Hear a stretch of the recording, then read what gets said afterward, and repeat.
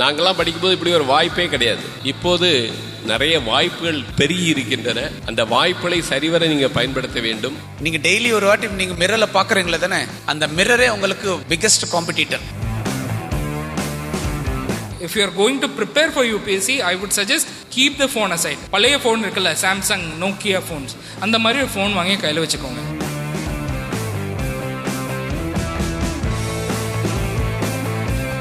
பொறுப்பும் பொதுநலனும் என்ற அடிப்படை தாரக மந்திரத்தோடு செயல்பட்டு கொண்டிருக்கக்கூடிய News7 தமிழினுடைய மாணவர்களுக்கான ஒரு இனிஷியேட்டிவ் அப்படின்னு பார்த்தீங்கன்னா இந்த பட்டறை 2022.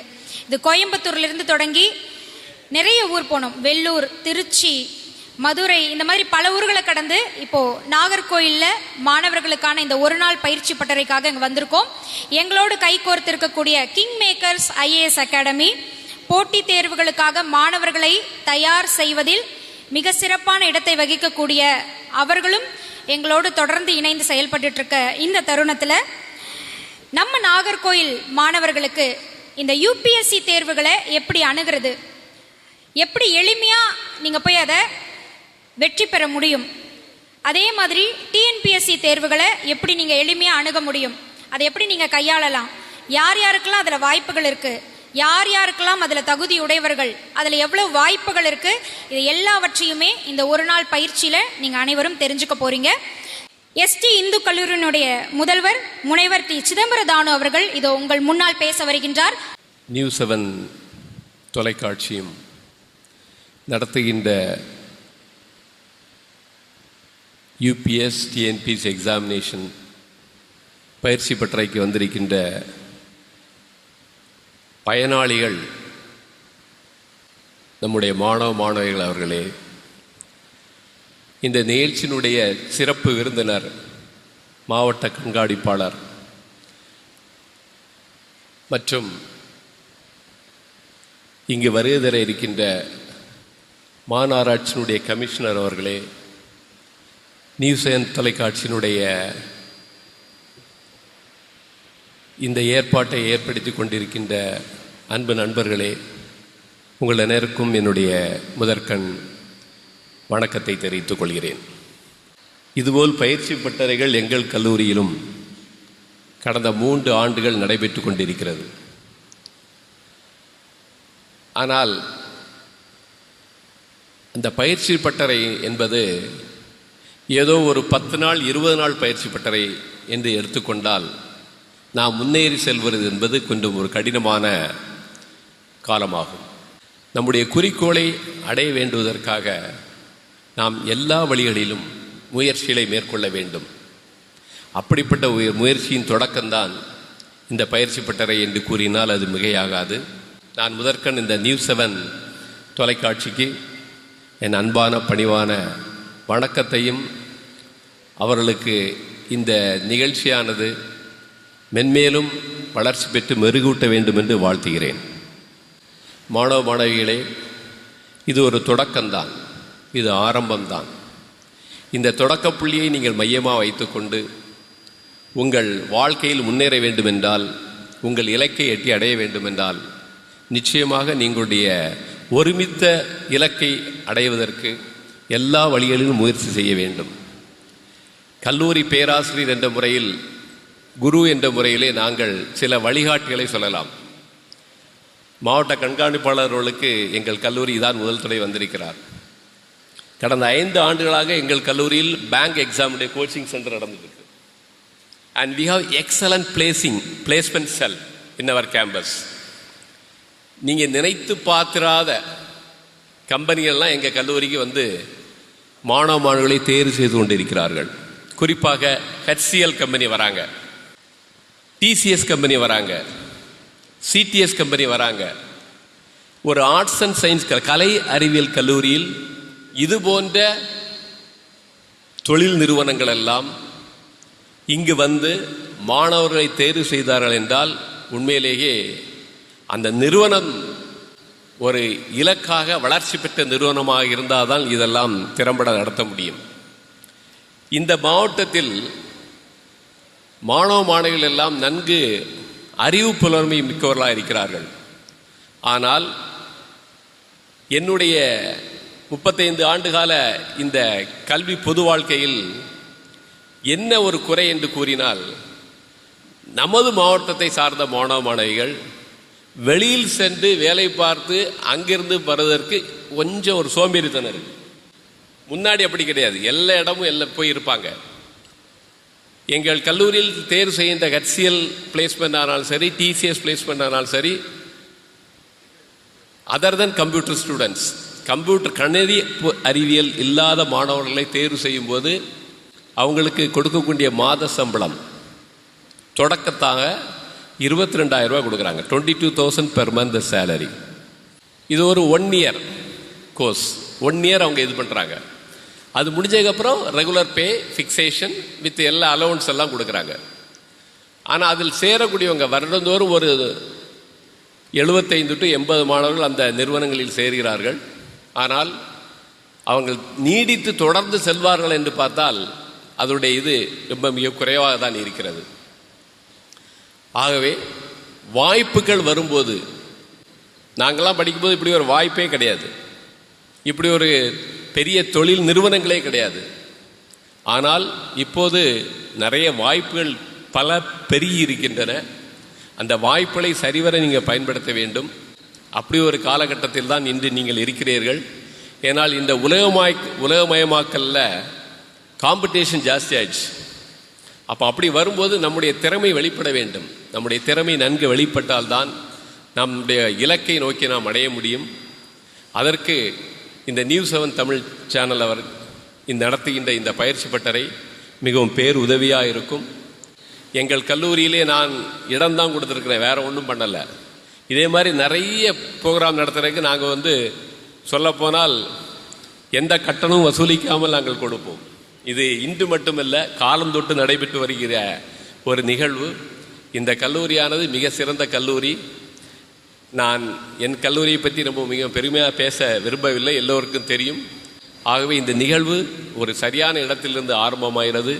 நீங்கள் அதையெல்லாம் நல்ல தெளிவுரை இந்த பயிற்சி பட்டறையை விளக்குகின்ற அறிவுரைகளை எல்லாம் கூர்ந்து கவனித்து உங்களுடைய இலக்கை அடைய கல்லூரி சார்பாகவும் என் சார்பாகவும் நான் வாழ்த்தலையும் பாராட்டலையும் தெரிவித்து விடைபெறுகிறேன். நன்றி, வணக்கம்.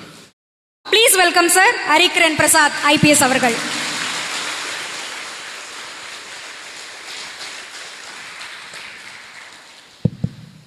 அனைவருக்கும் வணக்கம். Thank you the Hindu College management. So this college has seen many great personalities. Some even became the scientists of our country and they have done wonderful job. So இந்த இடத்துல நீங்கள் today you are here, I am sure definitely 5 years down the line, 10 years down the line, we all will feel proud and definitely it will have a huge impact.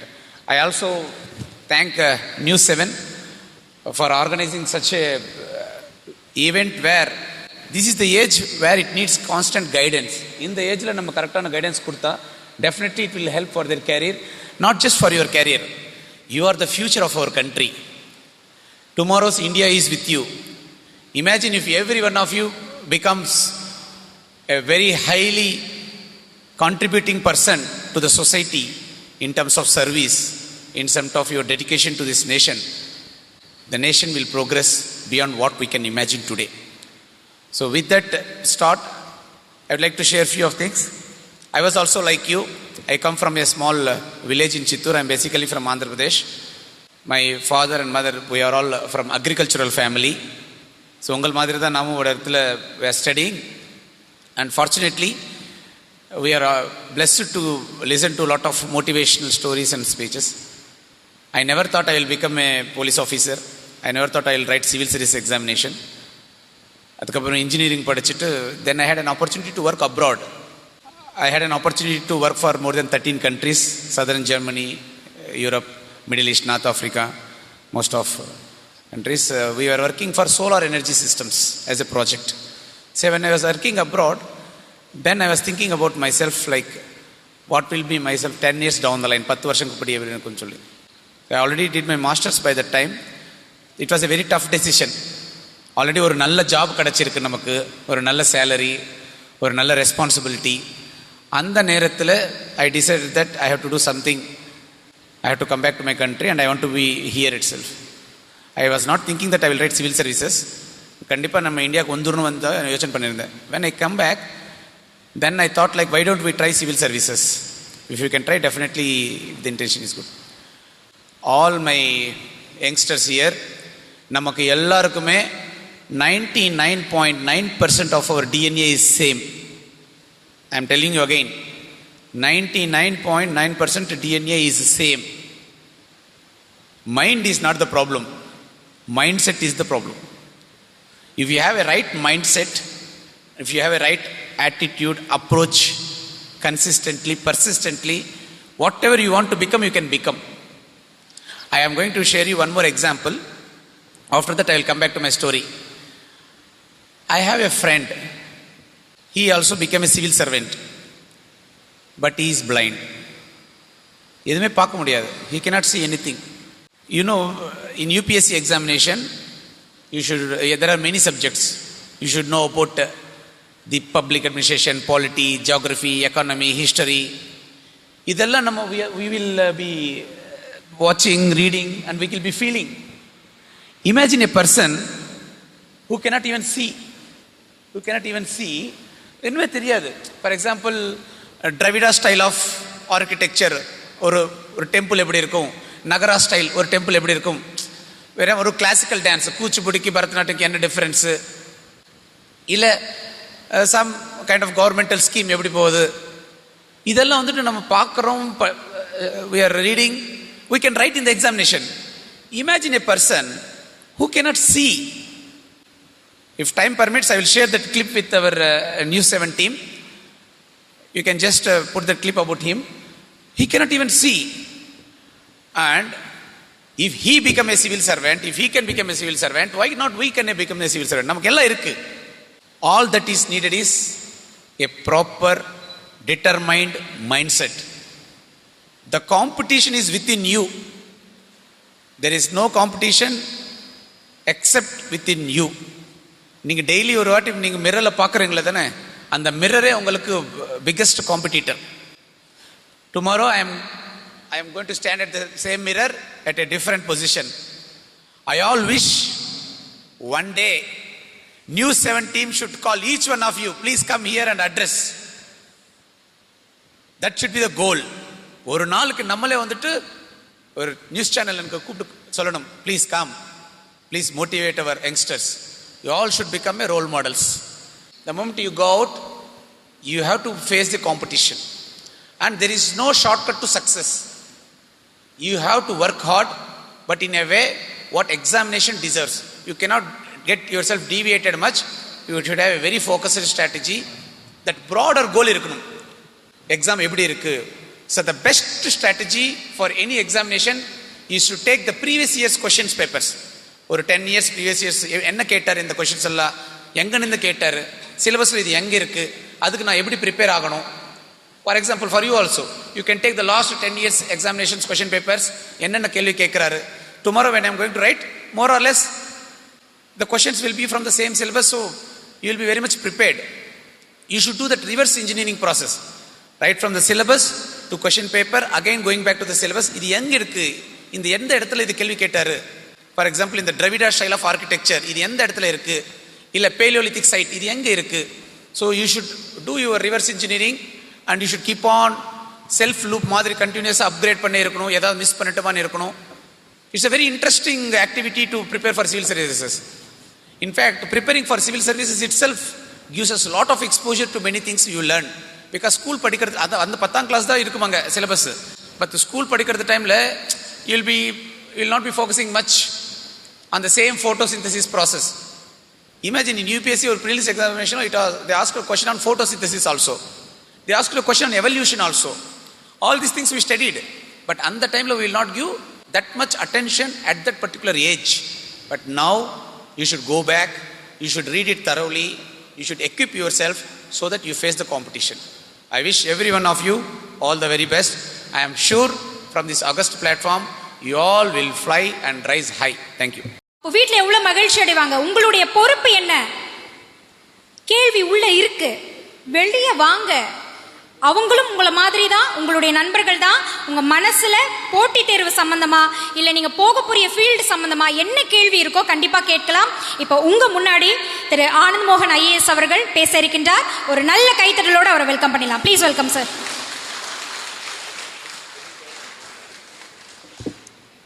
So அனைவருக்கும் இனிய காலை வணக்கம்.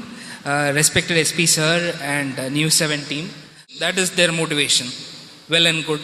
So whatever is your motivation, it should be so strong that even in your darkest hour, even in your most lowest point in your preparation, you should drain inspiration from your initial motivation. I'll just recite my story of how I decided to prepare for civil service examination. As I told earlier, when I was in college, I was pretty clueless. I was an average student at best. Class cut பண்ணிட்டு அப்படியே சினிமைக்கு போகிறது, ஊரை சுற்றுறது, இதுதான் வேலை. I didn't have any clear motivation in life. I didn't have any clear aim in my life till I was in college. So that is when I was actually looking around at my friends. And என்னோட friends வந்து நிறைய பேர், நான் ஏற்கனவே சொன்ன மாதிரி I am engineer. So couple of my friends are so passionate in engineering that அவங்க college படிக்கும்போது they started a technical startup and they started earning in lakhs while they were in college. I looked at them and I was so astonished that they were so passionate about engineering. That's when I realized I am not that much passionate about engineering, right? So அப்போதான் முதல்ல அந்த கேள்வி கேட்குறோம், what is your passion? நான் என்கிட்டே கேட்குறாங்க. I had no answer. I was 22, 23 at that time. I had no answer. So அந்த மாதிரி க்ளூலெஸ்ஸாக இருக்கும்போது one of my friends came to me and asked me if I would be willing to volunteer in an NGO. So that NGO, what that NGO does is, it helps underprivileged students in their school studies. So I was assigned 10 students in an orphanage in Trivandrum. I studied in Trivandrum Engineering College basically. So in Trivandrum there is an orphanage called Sri Chitra Home.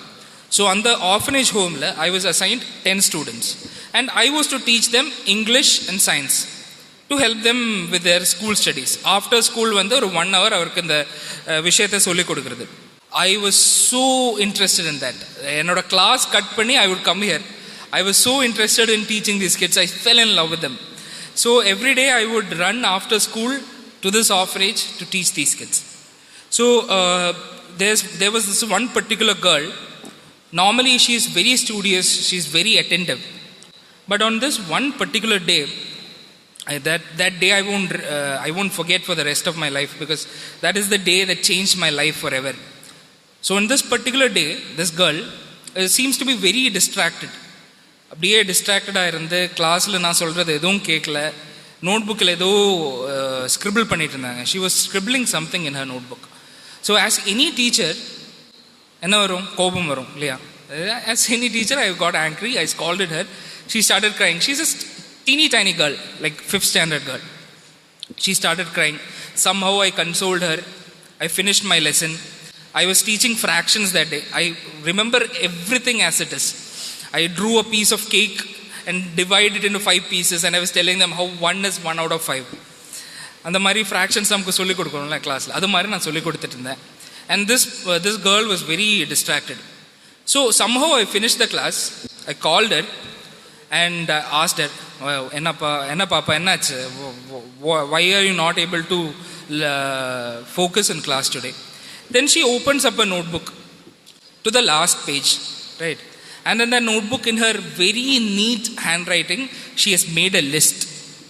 And the list is in the beautiful running handwriting. She has written number 1, bangles, number 2, dress, number 3, chocolates. So I was really astonished. The enna list ne enakku puriya varala. So I asked her, what is this list? She said, it's a shopping list. நாளைக்கு என்னோட அம்மா என்ன பார்க்க வராங்க. So அம்மா கூட எனக்கு வெளியே போகணும். அப்போது வந்து எனக்கு இதெல்லாம் அம்மா வாங்கி கொடுப்பாங்க. அதுக்கு நான் இன்றைக்கே லிஸ்ட்டு ரெடி பண்ணிகிட்டு இருக்கோம். அதுதான் list. What she told me was, she was preparing a shopping list. Her mother is coming to visit her tomorrow and that they are going shopping the next day and these are the things that she want. So I was very curious where her mother is coming from. So I asked her and she very nonchalantly said that my mother is in jail. She's coming on parole she gets only 2 days in a year to visit me. So she's coming to visit me tomorrow, and when she is visiting me tomorrow, these are the things that I want. என்னோட life அப்படியே stand still ஆச்சு மாதிரி. She told this and she went for playing with her friends. But for me, that is a life defining moment, right? At that point of life, I was maybe 21, 22, with no aim in life, simply wasting my parents' money, going for films, going for tours, not attending classes.